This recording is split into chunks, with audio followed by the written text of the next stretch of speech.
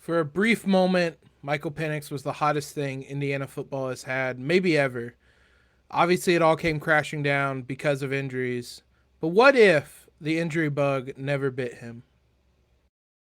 You are Locked On Hoosiers, your daily podcast on the Indiana Hoosiers. Part of the Locked On Podcast Network. Your team every day.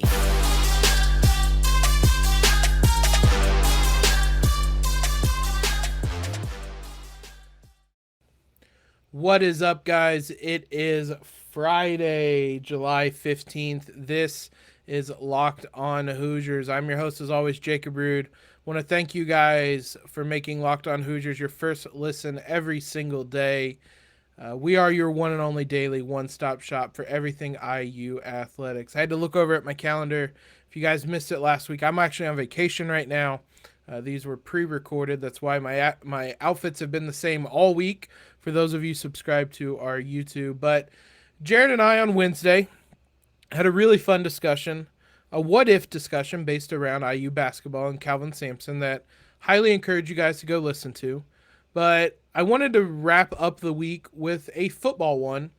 And look, there is not a lot of highs when it comes to IU football.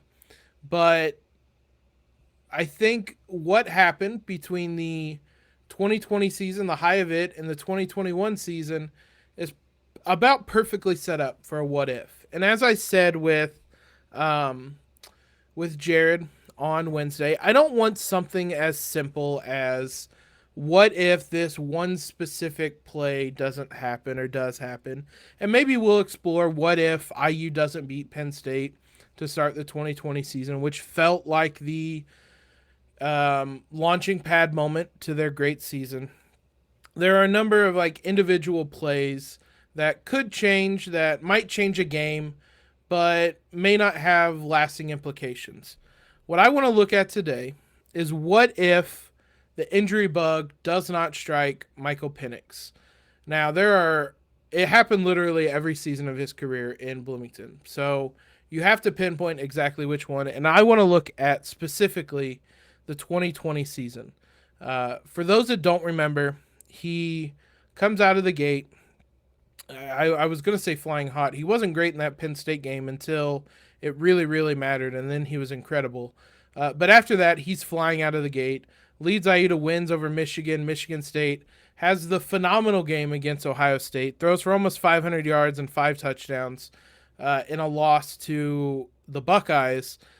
At that point, Indiana has put itself in a conversation nationally that it probably hasn't been in for football really ever in kind of the modern era of media. They were obviously really good at times earlier in the program's history, but the media landscape wasn't the same. So IU's kind of in this conversation that they're not really used to being in. People know Michael Penix's name for being a successful quarterback and not because of how it's spelled, we'll say. So IU's in this national conversation. And as we know, what happened is Michael Penix gets hurt fairly early on against Maryland. IU goes on to win that game in Bloomington. They grind out a win against Wisconsin the following week. COVID outbreak happens. They don't play again until January 2nd when they fall on their face against Ole Miss. And it was a disappointing end to that season that was kind of an ominous tone for the next season. Everything's off the rails in 2021, and IU's right back to square one of no longer being a program on the rise. They're right back down to where they were just a few years ago. And I don't want to chalk everything up to Michael Penix's injury, and we'll talk about that. But I do think it's a pretty big, I'll keep saying this on these what ifs, it's a sliding door moment of what if Michael Penix never gets hurt against Maryland? And more specifically, what if he puts the injuries behind him and he's able to stay healthy for an extended stretch for the first time in his career? What does that look like? Because, I mean, if you just look at the 2020 season, I don't know that it changes things too drastically. They still beat Maryland. They probably go into Wisconsin and win a little more handily than the 14-6 win they had. I think they win both of those games still. And IU has the same type of awesome moment they had. Maybe they're more in the national conversation because I do think there is kind of a almost an asterisk placed on a program like IU when they suffered an injury like they did.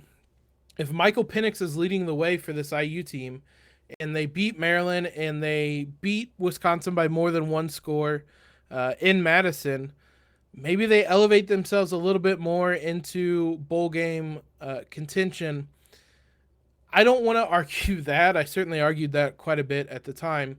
Let's just, for argument's sake, say the Purdue game doesn't happen because of the COVID outbreak. Ohio State still replaces them in the Big Ten championship game because that's what the Big Ten wanted. Again, I'm not going to rehash that argument.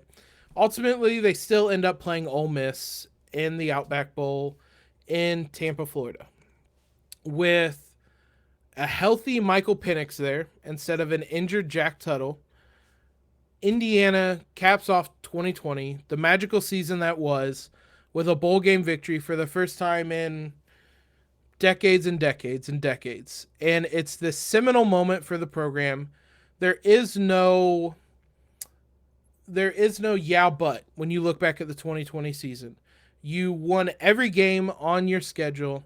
You went toe to toe with Ohio State and Columbus. You could argue you're going to argue till you're blue in the face that you got screwed out of the Big Ten title game. And you went to the Outback Bowl and you beat Ole Miss and you proved that you belonged in a New Year's Six Bowl. And it's an off season of reminiscing about what a great season it was and talking about how excited the Hoosiers are for next season because they're bringing everyone back. And it's just this awesome moment where IU finishes as a top 10 ranked team with a bowl game victory. And just thinking about what that would have meant for the program, that if that 2020 season finishes off strong and you just have this, it feels like everything with Indiana is just kind of these segments that you have to look back on and you have to kind of accept some of the lows with the highs. And while I look back on 2020 very fondly, I'm still frustrated by that Outback Bowl loss. There is no but when it comes to looking back at this one. This is your seminal season. And that alone is just really exciting to think about, that you're able to beat these number of ranked opponents, break all these years-long losing streaks, win the bowl game, get over the hurdle, and then you head into 2021 with I think a pretty different outlook. And we'll talk about what the 2021 season looks like here in just a moment. BetOnline.net, though, is your number one source for all your betting needs and sports info. Find all the latest sports developments, league reviews, and news, including this year's MLB season. BetOnline is your continued source for all your sporting wagering information, including live betting, esports, and scores. And BetOnline.net remains the best spot for all your sports scores, podcasts, and news this season. BetOnline.net is the fastest and easiest way to check in on all your favorite sport events, including MMA, boxing, and golf. Head to the website today or use your mobile device to learn more about the trends and action. BetOnline, where the game starts. I want to thank you guys for making Locked On Hoosiers your first listen every single day. So, when you look at this 2021 season, it's hard to kind of talk about how differently it might have gone.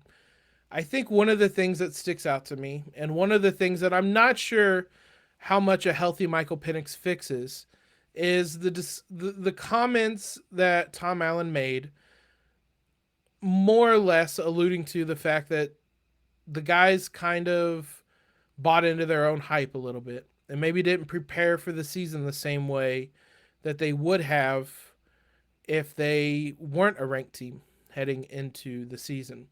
So, as much as I want to say a healthy Michael Penix comes in and leads IU to this flying start to the season, I could pretty easily see a scenario where they still lose to Iowa in week 1. I don't think it would have been anywhere as embarrassing or bad as it ended up being. You're not getting a pick six on the first play of the game. And even if you are, you're not losing 34-6. But you are losing. You're going to Iowa and you're taking home a loss. And I think one of the other biggest things for Indiana is they were knocked back on their heels in that Iowa game and then were never really able to get their footing back, partially because of the schedule, partially because of Michael Penix. He was such a I don't know what the phrase I want to use here is though, but we just kept waiting for him to turn the corner physically and it just wasn't there anymore. And we all probably made too big of an assumption that injury he was going to recover quickly from his injury, and that never really materialized. So I think back to that Idaho game, for example, the second game of the season, where you kind of think in your head, all right, this is where he can get into a rhythm. He can really start to get a grasp on things. And the way that game played out with defensive, with the plays the defense made, with special teams touchdowns, with short fields, it just didn't play out in a way where he could get a rhythm. Now, in this scenario, they lose to Iowa, but Michael Penix is healthy, and you don't need him to get into that rhythm. So they beat Idaho, and it doesn't really matter how they do it. He's still fully healthy, fully engaged. And that Iowa game serves as a bit of a wake-up call. And IU can treat it as such, that they kind of bought into their own hype, and they aren't as good as they thought, and they need to go back to the drawing board. And so they beat Idaho, and you head into a Cincinnati game a little more level-headed. And here's the deal. I know I'm speaking to the choir. That Cincinnati game, IU was in complete control of that game through the first half. And up until the ejection for targeting by Micah McFadden, which, again, I'm speaking to the choir, nonsense call. But up until that moment, IU was in complete control of that game. They led 14-0, and they should have led by more. But a fumble and an interception by Penix really let Cincinnati stay in the game, and they took advantage of that in the closing moments of the second quarter and in the second half, and outscored IU 38-14 the remainder of the game. Just simply saying the first half plays out exactly the same for the first 28 minutes. IU is up a minimum of 3 scores, if not 4 scores in that game. Penix was directly responsible for one of those interceptions. If you're making the assumption that he's healthy, you would kind of make the assumption that he's not throwing an interception in the red zone early on in that game and that he's finding his target. You're not making the assumption that he's throwing 3 interceptions overall in that game on 40 attempts. And you're making the assumption that this offense is flowing at a level it never flowed at, even against an Idaho or Western Kentucky. The offense was never really clicking with Penix back there slinging balls and in a rhythm. That happens. So IU is up 28-0, and maybe they're not as aggressive defensively late in the second quarter, and Micah McFadden isn't blitzing, and he doesn't get the targeting call. And I know I'm going a what if inside a what if, but the case I want to make is that IU beats Cincinnati, which is a team that made the college football playoff. IU's up 28-0 at halftime, and they come out in the second half. They control the game. They see out the win, and now Indiana is 2-1 with a win over a top 10 Cincinnati team. And boom, just like that, you've erased the loss to Iowa in terms of kind of how you're seen in the national landscape, and you're right back in that conversation. And then suddenly you're kind of cooking with gas moving forward because you have the confidence. You have an offense that's clicking. You go to Bowling Green and you thump Western Kentucky, even though they were an up-tempo offense with a healthy Michael Penix. He's going to win that battle. If you want to try to play in a shootout, IU's going to outlast you with Michael Penix. So maybe it's higher than a 33-31 score. Maybe it's 45-34 or something along those lines. But IU's going to win that shootout. So now you're 3-1 heading into conference play. The problem is that's still a remarkably daunting schedule. How differently does a conference season for IU play out, and what is the end result if Michael Penix is healthy for the 2021 season? Both those are things we're going to look at here in a couple minutes, though. As the sun comes out and small businesses are back in business, LinkedIn Jobs makes it easier to grow your team. LinkedIn Jobs helps you find the people you want to interview faster and for free. Create a free job post in minutes on LinkedIn Jobs to reach your network and beyond in the world's largest professional network of over 810 million people. Then add your job in the purple hashtag hiring frame to your LinkedIn profile to spread the word that you're hiring so your network can help you find the right people to hire, I should say. Simple tools like screening questions make it easy to focus on your candidates with just the right skills and experiences so you can quickly prioritize who you'd like to interview and hire. It's why small businesses rate LinkedIn Jobs #1 in delivering quality hires versus leading competitors. LinkedIn Jobs helps you find candidates you want to talk to faster. Did you know every week nearly 40 million job seekers visit LinkedIn? Post your job for free at linkedin.com/lockedoncollege. That's linkedin.com/lockedoncollege to post your job for free. Terms and conditions apply. So a 3-1 Indiana team is heading into the heart of Big Ten conference play. And how differently does that play out? Well, they first go to a Penn State game that is absolutely going to be on all the kind of it was already on ABC, so it's hard to say it'd be more high profile than that, but it's going to get all the attention. Playing at Penn State, at University Park, potentially a whiteout. IU lost that game 24-0. It's hard to just simply say, well, they're better off with 24 points for 24 points against Penn State than they were without a healthy Penix. And that game was actually the game Penix went down. They scored once in each quarter, did Penn State. I thought IU's defense hung in there pretty well in that game, all things considered. And I don't think it's a crazy argument to make that Indiana hangs with Penn State in this one. And I know this is a Penn State team that this was kind of their last high-profile win. So maybe you make the argument that IU kind of just starts this 1 week earlier for them. And they come in and with an offense that's able to stay on the field so that the defense just isn't getting exhausted by Penn State. Maybe there's an argument for IU coming in and stealing this game. Maybe it's a 21-17 result. I think that it would have been really interesting to see it play out.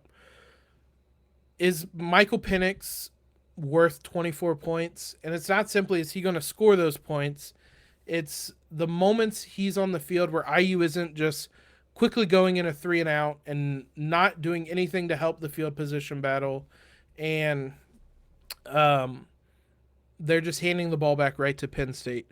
Are there enough of those moments added in with the scoring that he's going to provide? He's going to be worth a touchdown, maybe 2 per game. Is that going to add up to 24 points, either for IU or taking away from Penn State? I think there's a pretty good argument it would. So I think IU could beat Penn State in that one.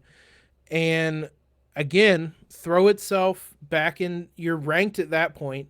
If you have a win over a top 10 Cincinnati, a top 5 Penn State at that point, you're right back in the rankings. And then you come home to number 10 Michigan State. They're absolutely winning that game. That one, I have no doubt in my mind. That game they should have won without Michael Penix. With Michael Penix, he's worth 5 points, 6 points. He is worth that. So they come in, they lock up Kenneth Walker like they did. Michael Penix is able to lead the offense to more than 15 points, more than 20 points to win the game. And IU is now sitting at 4-1, 5-1, 1, 2, 3, 4, 5-1. Math is hard. And absolutely flying high. The problem is, I think the next week they still lose to Ohio State. College Game Day is absolutely coming to that game, though. I don't know where they went that week. They're not going anywhere else. That would be a ranked IU team with 3 wins over top 10 to 15 opponents, depending on how assuming that the rankings are the same for Cincinnati, Penn State, and Michigan State. That's 3 ranked wins for IU against an Ohio State team that was the best in the Big Ten at the time. And so College Game Day is absolutely coming to Bloomington. There's so much hype around this game. I think Ohio State was the best team in the Big Ten last season. This one turns into a shootout, just like the year prior. Ohio State won this game 54-7. We're looking at something kind of close to that when it comes to just the scoring. And maybe it's a 48-45 win or something like that. But I think Ohio State edges this one. God, it would have been a lot of fun to win against Ohio State, even in this what-if scenario. But it's hard for me to make the argument against just how insanely good that offense was for Ohio State. And as good as I think IU's defense was, they weren't on the level of Ohio State. So it would end up in a shootout, and you're requiring Michael Penix to throw for 500 yards again. And that's a tough ask. It gets a little more clear after that. You beat Maryland, who IU only lost by 3-2 without Penix. You, again, probably lose to Michigan. I'll just err on the side of caution and say you lose to Michigan, who went to the college football playoff. I know things would have played out a little bit differently, but it's not as simple, I guess, also as saying, is Michael Penix worth 22 more points? Because obviously the teams would have played differently. There's a different atmosphere around the game because this isn't the IU team that was limping around in the season. This was an IU team that, in this what-if scenario, is flying high, so they're getting everybody's full attention. So they lose to Michigan, but then they end the year beating Rutgers, Minnesota, and Purdue, all pretty handily. You win the Old Oaken Bucket. You finish with just 3 losses. You lose that first game to Iowa. You lose to Ohio State. You lose to Michigan. But you have wins over Cincinnati, Penn State, Michigan State. I don't know where that sends IU in terms of bowl games, but I can tell you that the Big Ten would owe them one, and I think that you're looking at I think that IU would have made it pretty clear. I'm trying to think of the best way to word this. IU would have made it pretty clear that the Big Ten owed them one when it came to bowl positioning and where teams were going to go in bowl games. So where does a IU team that only lost 3 games and all of them were to ranked opponents, where do they fall and what bowl game do they end up at? I'm not entirely certain. Things obviously play out differently, and it's hard to predict what bowl game Indiana goes to, but there's a pretty good, basically, I'm trying to allude to, there's a pretty good chance they end up maybe in a New Year's Six bowl. Wisconsin went there last season, and or excuse me, I'm looking at the wrong season. No wonder that didn't make sense. But there's a pretty good chance that they end up in a New Year's Six bowl because the Big Ten owed them one. Like, really, the Big Ten really owed them one. Is it the Citrus Bowl where Iowa went to as a 10-4 team? Does IU sneak ahead of them in that one? They don't go back to the Outback Bowl. I doubt they go to the Gator Bowl. Maybe they do sneak into the Citrus Bowl, and or maybe it's the Peach Bowl, where Michigan State was 11-2. Excuse me. So I think IU would have been at 10-3. Whatever, a 3-loss team goes to that one. So I don't know, but it's a lot more fun to think about what's the effects of this if IU follows up that 2020 season with a 3-loss season in 2021. Well, I was going to say IU's back. IU's at a level they've never been at before. That's absolutely clear. Michael Penix probably leaves after that season to go get drafted. That's pretty clear. He goes down as one of the best quarterbacks, right up there with Antoine Randall for IU football. That's pretty clear. And we think a lot differently about IU football for the first time maybe ever. Now, replacing him and replacing that output would be really hard, and we'd be looking at a lot different 2022 season, I think. I wouldn't have been surprised if Jack Tuttle probably left at some point during that to try to go be a starter somewhere else, as Penix is hanging on to the starter job. So maybe things are a little bit different, but maybe IU's elevated to a level now that they might be able to sustain a little bit better. It's interesting to think about, but it's a lot more fun of a scenario that played out where IU wins a bowl game and then finishes with just 3 losses the next season. Those are the best back-to-back seasons IU would have had since, heavens, I don't know, the 60s when they went to the Rose Bowl. And now you're talking about some of the greatest stretches in IU football history. So this is a lot more fun of a scenario to think about than what played out, but let me know what you guys think. If Michael Penix stays healthy, does that change much about the 2021 season to you? Was that team too fatally flawed for a good quarterback to really change anything? Let me know in the comments or leave a review to let me know what you guys think. But thanks again, guys, for making Locked On Hoosiers your first listen every day. We'll be back with you on Monday to catch up on all the latest news, as I said, that I missed while on vacation. Now, know what your team is up against across the Big Ten with Locked On Big Ten. Every day, host Nate Dickinson and the local experts of Locked On take you across the Big Ten in 30 minutes. Make Locked On Big Ten your second listen, Locked On Big Ten. Follow us on Twitter if you haven't already at LO_Hoosiers. Subscribe to the podcast real quickly if you haven't already as well. Helps us out a ton. Leave a quick rating and review if you haven't. As I said, let me know what you guys think happens to IU football in 2021 with a healthy Michael Penix.